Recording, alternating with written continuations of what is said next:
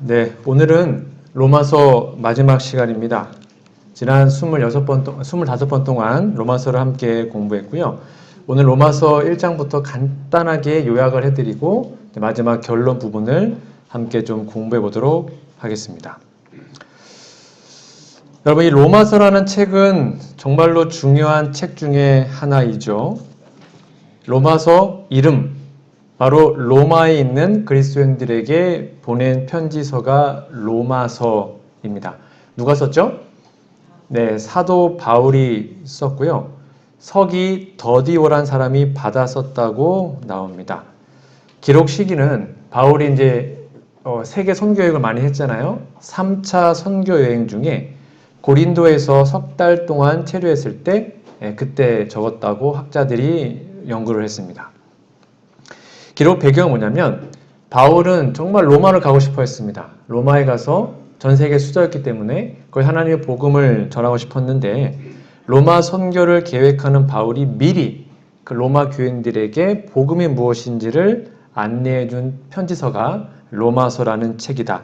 그렇게 이해하시면 되겠습니다. 전체적인 주제를 좀 보시면 예수님의 생애와 죽음을 얻어진 하나님의 의, 특별히 믿음으로 말미암은 의라 그러죠. 그 의를 그리스도의 생애에 실제적으로 적용하는 것. 즉 우리가 어떻게 구원을 받고 어떻게 준비되는지를 실제적인 권면을 쓴 책이 로마서입니다.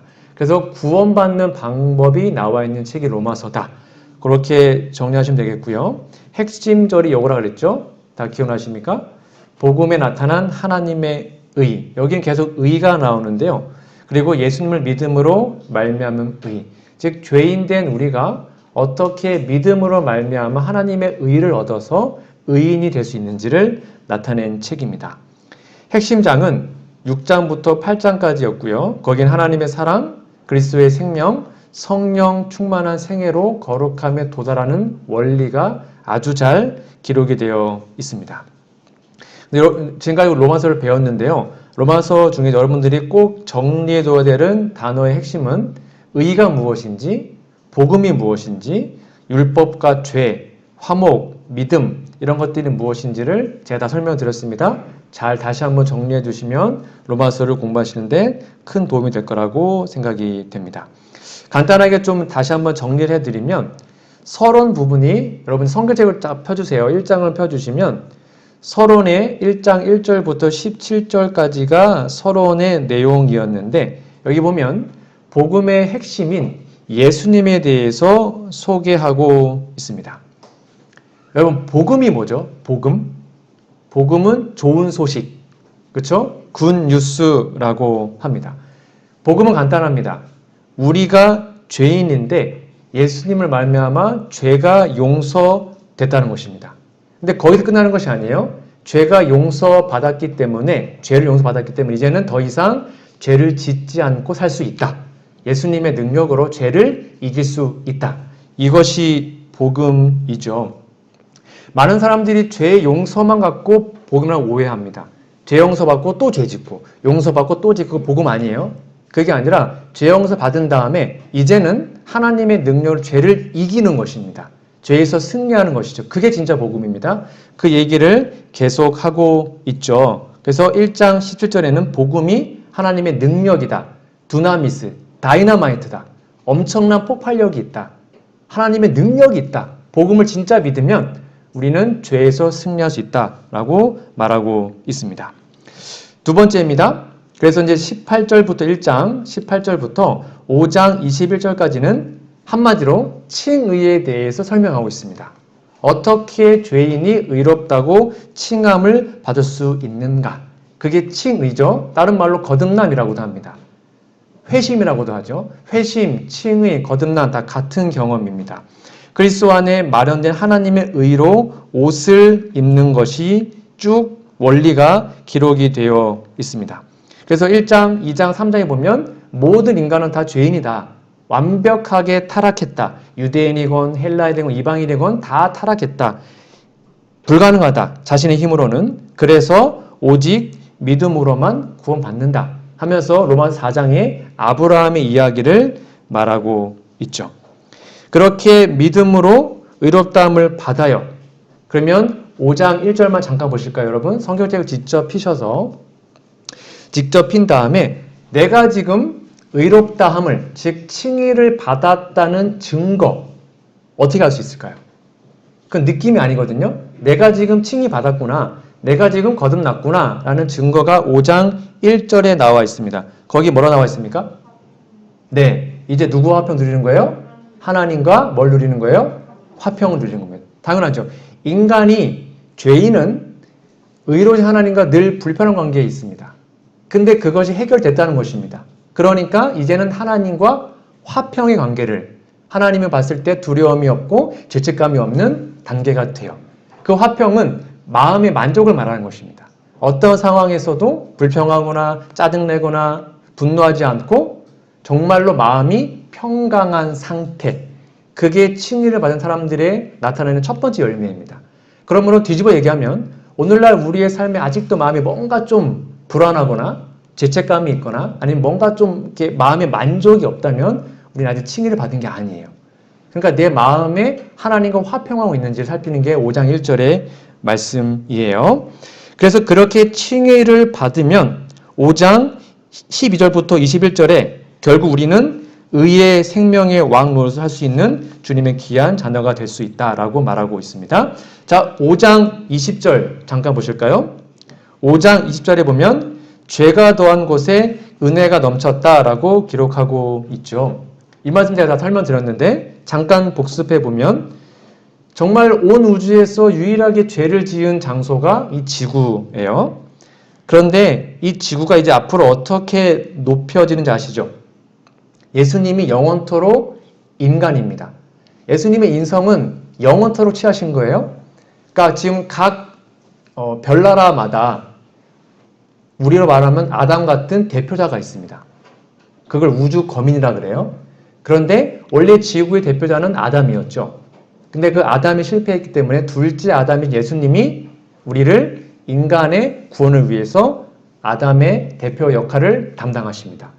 그러니까 영원토록 이제 우리 하늘에 가면 이 지구의 대표는 예수님이에요. 예수님이 인간이기 때문에. 그러니까 정말 말도 안 되는 예수님이 우리의 대표가 되고 우리의 형제가 되는 일이 벌어진 것입니다.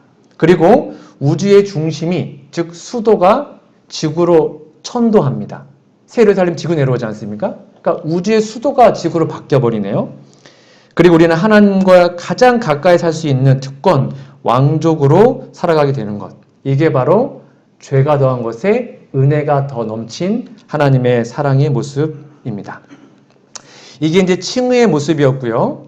이제 세 번째, 6장, 7장, 8장은 믿음으로 말미암아 의롭다함을 받았습니다. 그러면 어떻게 성화의 단계를 밟는가라는 내용이 6, 7, 8장입니다.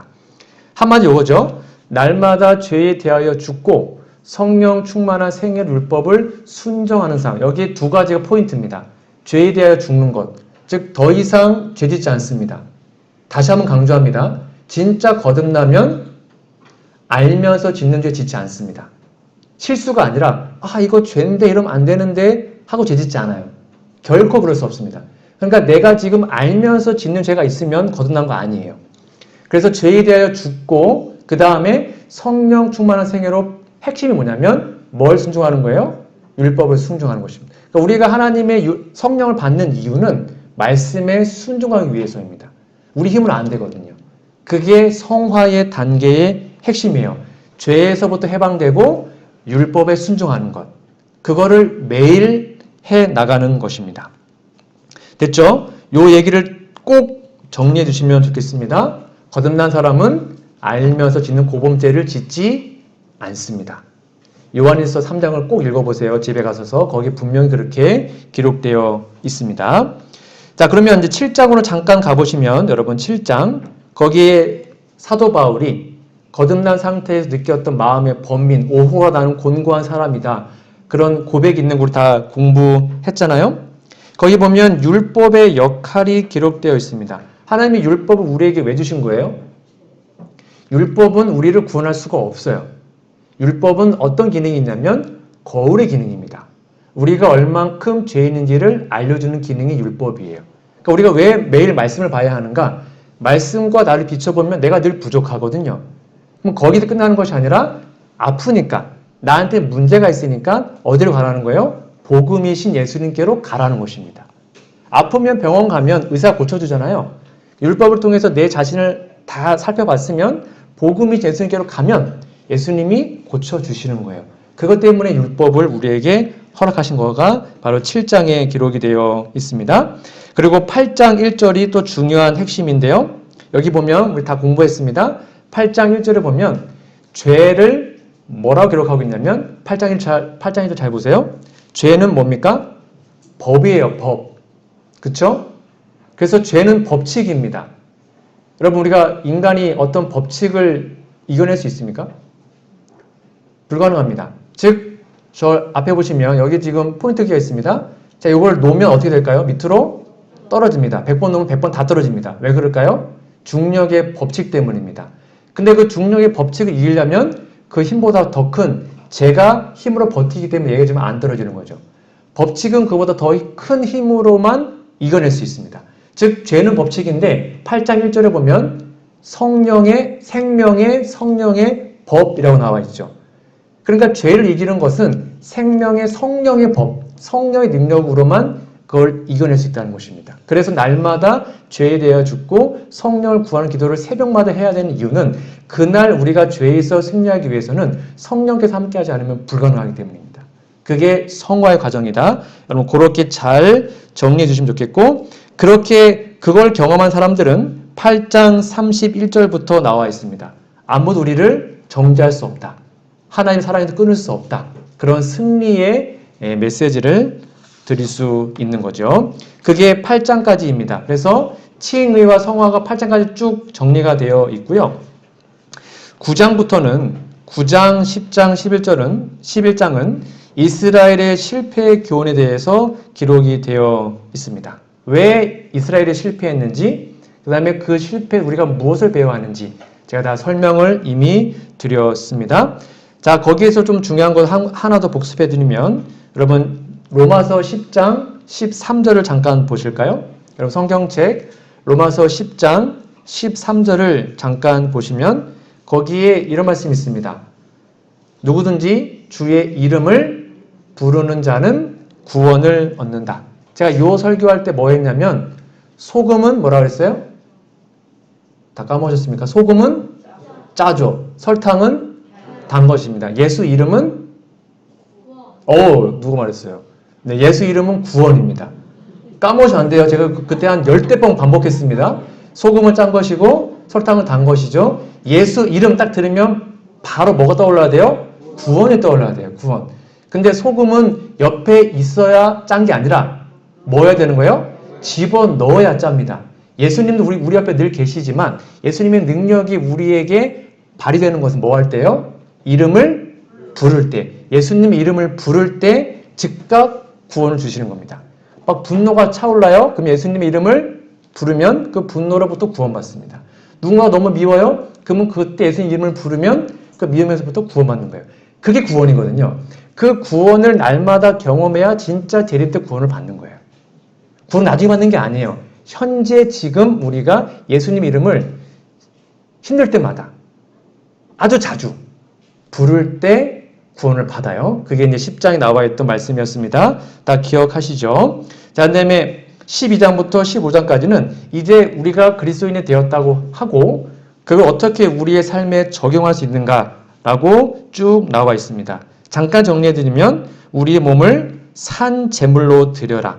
그렇죠? 그리고 국가의 말씀에 위배되지 않는 한 공권력에 순종해라.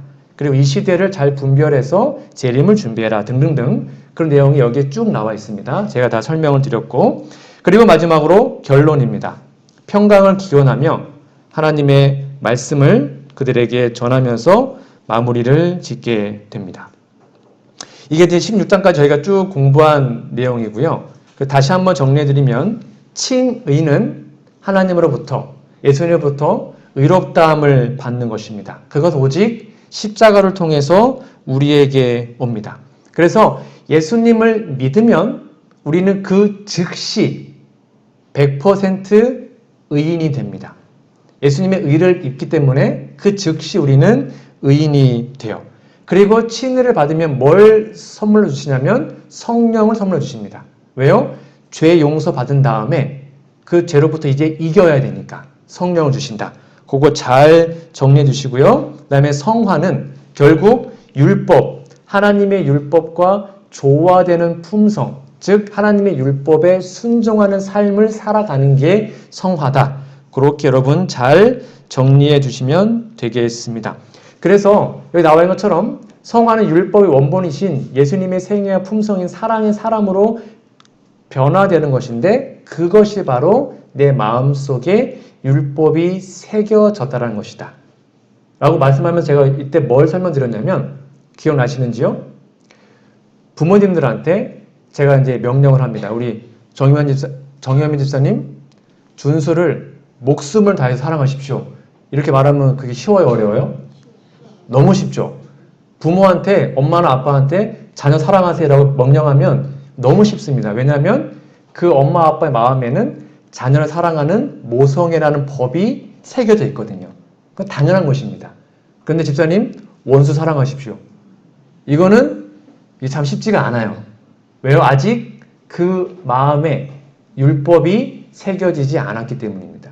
그러니까 내 자녀를 사랑하는 게 당연하게 쉬운 것처럼 원수를 사랑하는 것도 자연스럽게 된 상태, 그게 성화된 사람들의 모습이라는 거예요. 이게 높은 표준이 아니라 다 그렇게 살았어요. 스데반 어떻게 죽었습니까? 돌 맞아 죽을 때 뭐를 기도했어요? 하나님 저들을 용서해 주세요. 예수님은요? 십자가 죽으실 때 창에 막 찔리고 그랬을 때 뭐라 했어요? 하나님 저들 용서해 주세요. 쟤는 아무것도 몰라요. 그게 진짜 모습이란 말이에요. 그러니까 모든 사람을 사랑할 수 있는 마음은 우리 마음에 율법이 새길 때 가능하다. 그게 성화의 모습입니다. 이렇게 잘 정리해 주시면 되겠습니다. 이제 정리되셨죠? 그래서 이제 결론입니다. 오직 칭의의 복음, 죄인의 희망은 오직 칭의, 즉 예수님의 의에 있습니다.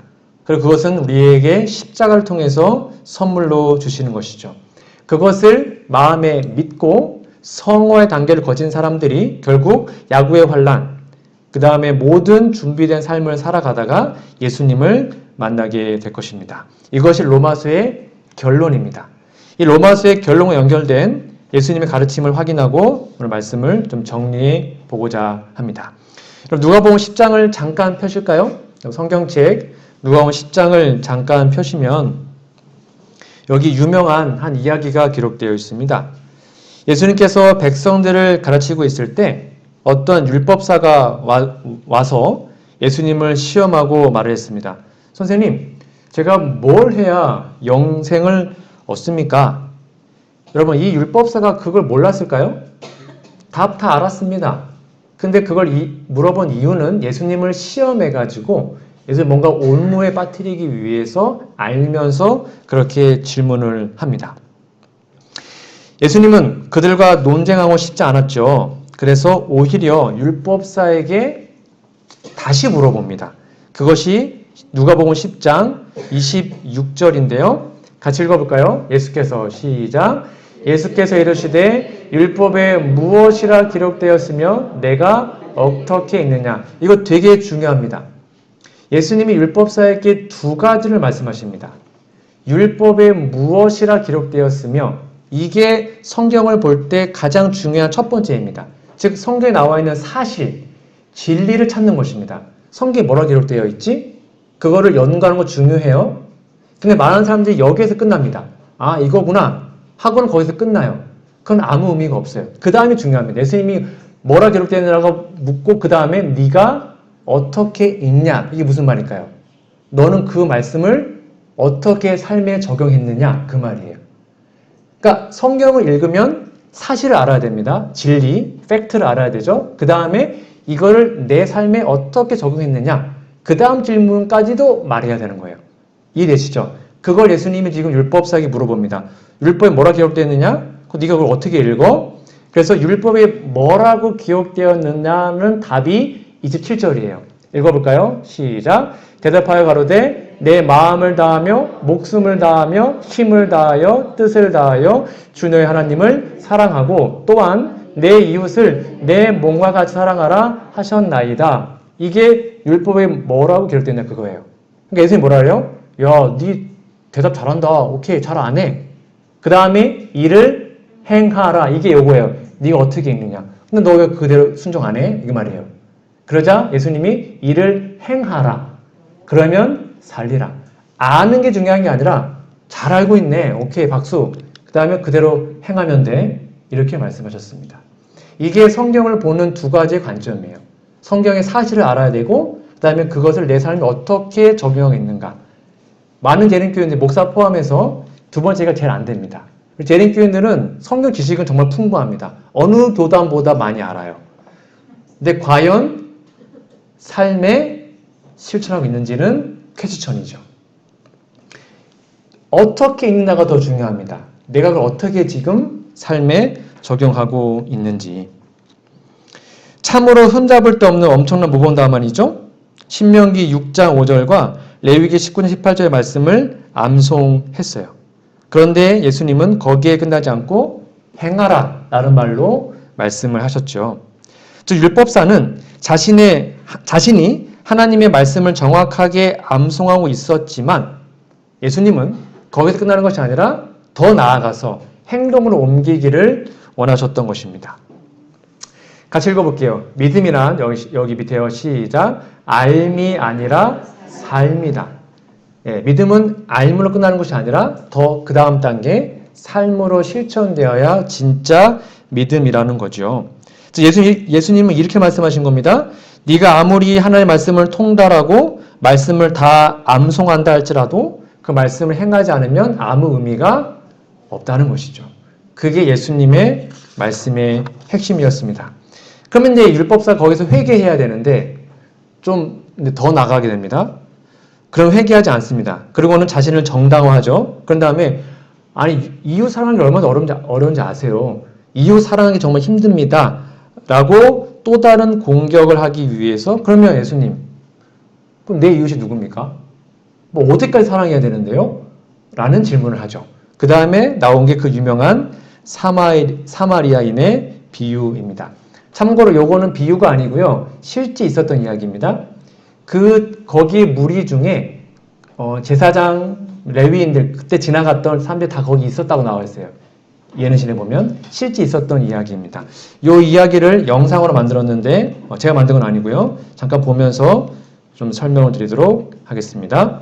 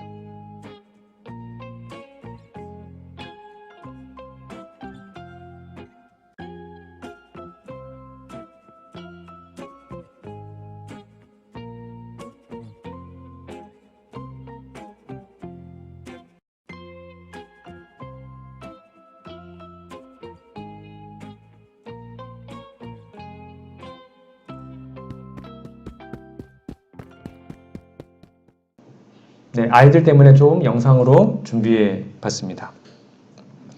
긴 이야기는 끝났습니다. 예수님이 글을 보시면서 물어보셨죠? 누가 강도 많은 자의 이웃이냐? 자비를 베푼 자라고 나와 있습니다. 여기에 중요한 게 핵심이 요겁니다. 잘 보세요. 자비를 베푼 자는 이다. 예수께서 이르시되 가서 너도 이와 같이 하라. 아까랑 똑같죠? 율법이 뭡니까? 어떻게 구원받죠? 하나님 사랑하고 이웃 사랑해라. 그러자 예수님 뭐라 했어요? 너도 이같이 행하라. 그러면 산다. 그리고는 이 이야기를 한 다음에 결론이 똑같습니다. 너도 이와 같이 해. 그러면 돼. 라고 결론을 적용하셨죠. 즉 예수께서 되풀이해서 강조하신 것은 행하라 라는 것입니다. 실천해라. 그것이 진짜 중요한 것이다 라고 말하고 있죠. 아까 말한 것처럼 알미 아니라 삶으로 나타내라는 것입니다. 즉 성경을 줄줄줄 외우고 선한 사마리아인의 비유도 줄줄줄 외우고 토시 안 틀리지 않고 다 외우면서도 이러한 삶을 살지 않는 게 그리스도인일까요? 아니면 성경을 전혀 몰라요. 교회도 안 다녀봤어요. 아직 복음을 몰라요. 그런데 어려운 사람들을 정말로 잘 도와주는 사람이 그리스도인일까요? 누가 더 하나님 볼 때 그리스도인에 가까울까요? 성경은 혹시 잘 모를 수 있지만 그 말씀을 삶 속에서 진짜로 실천하는 사람들이 더 하나님 볼 때는 의로운 자라고 성경은 말하고 있는 것입니다. 여기의 핵심은 그런 것입니다. 여러분 계시록 21장, 22장은 우리에게 아주 귀하고 소중한 소망을 나타내주고 있습니다. 우리가 그토록 가고 싶은 하늘나라, 새 예루살렘, 그곳에 대해서 묘사하고 있죠. 그럼 특별히 계시록 21장에 보면 둘째 사망을 당하는 자들의 특성이 나옵니다. 그러니까 멸망당하는 자들의 특징이 나오는데 아주 리얼하게 나와 있습니다. 여러분 계시록을 잠깐 피시면 좋겠습니다. 계시록 21장 8절과 21절 27절에서 여기 부분에 좀 밑줄을 그어 놓으시면 좋겠습니다. 21장 8절에 보시면 다 찾으셨나요? 계시록 21장 8절에 보면 그러나 두려워하는 자들과 믿지 아니하는 자들과 흉악한 자들과 살인자들과 행음자들과 술객들과 우상 숭배자들과 모든 거짓말하는 자들은 불과 유황을 사는 못에 참여하리니 이것이 둘째 사망이라. 여기 보니까 하나님 나라, 즉 새 예루살렘에 들어가지 못하는 사람들의 어떤 죄의 목록이 나옵니다. 쭉 나오는데 마지막에 뭐예요? 거짓말하는 자들.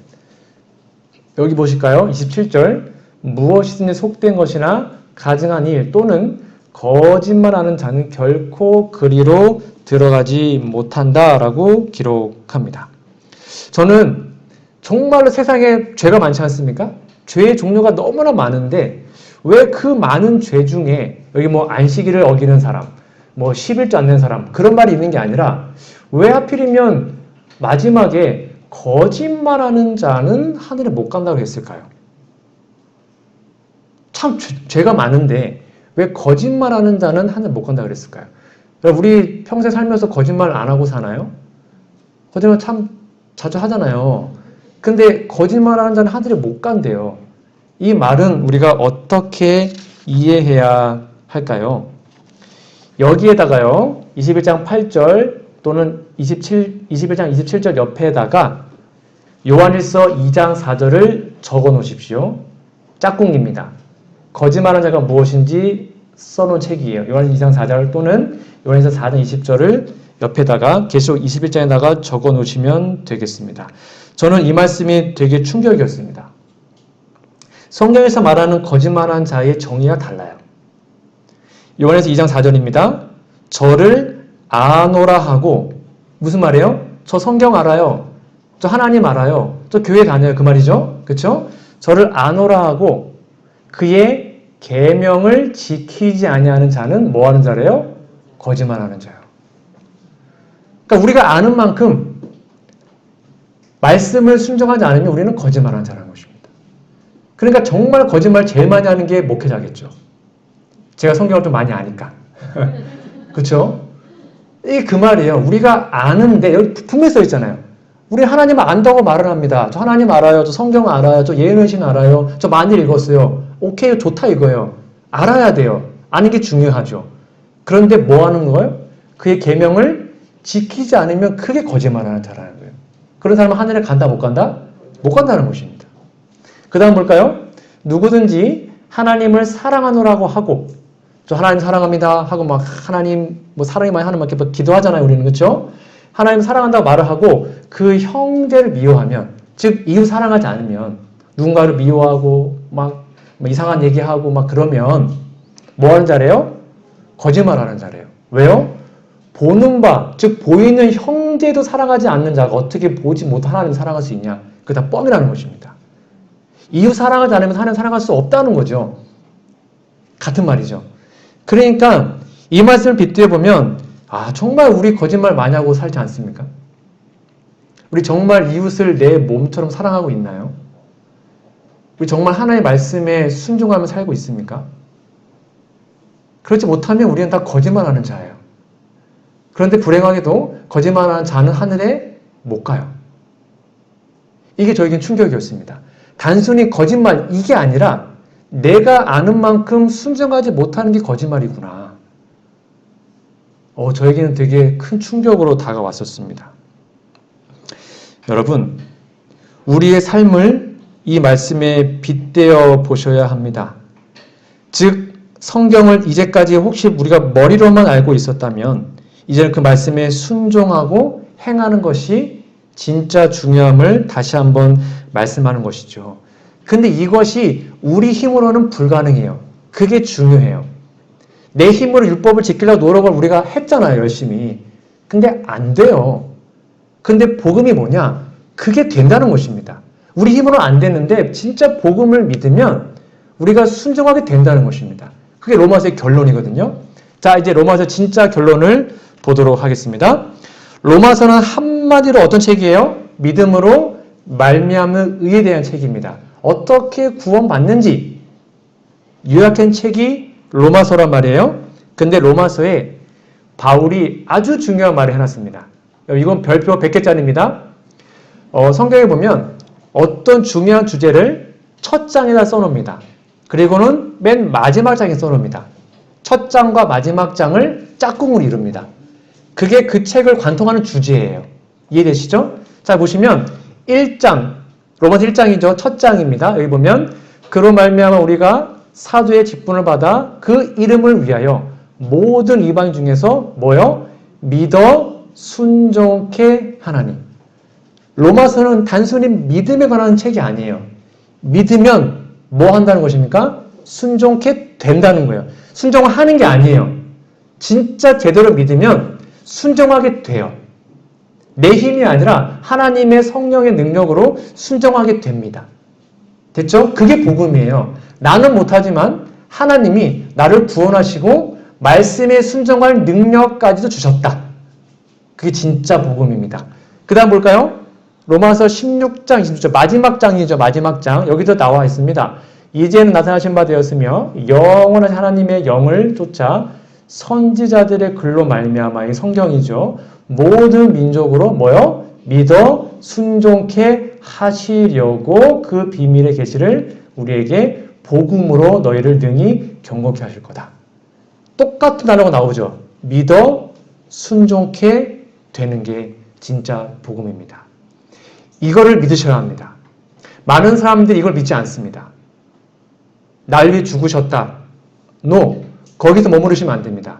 이제 예수님의 능력으로 성령의 능력으로 죄를 이길 수 있다. 내가 버리지 못한 죄를 예수님의 능력으로 해결할 수 있다. 더 이상 죄의 노예가 아니라 정말 말씀에 순종하는 사람이 될 수 있다.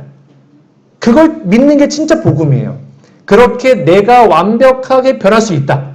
하나님의 능력으로 성화될 수 있다. 그걸 믿으시기 바랍니다. 그걸 믿지 않으면 많은 사람들이 어차피 전 죄인이니까요. 연약하니까 또 넘어지고 또 회개하고 넘어지고 또 회개하고 그거 아니에요. 아닙니다. 진짜 복음은 승리하게 합니다. 진짜 복음은 우리를 믿음 안에서 순종하게 만들고 승리하게 만들어요. 물론 때때로 넘어질 수 있습니다. 실수할 수 있어요. 근데 그게 아니라 우리는 믿음 안에서 순종하게 되는 것입니다. 이게 복음입니다. 그걸 믿고 나도 변할 수 있다. 그게 믿어 순종케 하는 로마서의 핵심임을 여러분 꼭 다시 한번 기억해 주시기를 간절히 바랍니다. 말씀의 결론 맺겠습니다. 우리는 하나님을 우리의 주인으로 모시고 사는 그리스도인입니다. 매일 성경 읽고 예언신 보고 성경 암송하고 있습니다. 이제는 순종하고 행하라는 말씀에 정말로 입각하여 믿어 순종케 되는 우리 모두가 되기를 간절히 바랍니다. 그래서 믿기만 하고 순종하지 않은 거짓말하는 사람들이 아니라 진정한 삶으로 나타나는 우리 모두가 되어서 다시 말씀으로, 다시 믿음으로, 그리고 다시 순종으로 돌아가는 우리 모두가 되시기를 간절히 바랍니다. 그래서 순종의 아름다운 열매를 날마다 맺히다가 예수님 재림 때 꼭 저 예루살렘에 함께 들어가기를 간절히 바라며 오늘 말씀을 마치도록 하겠습니다.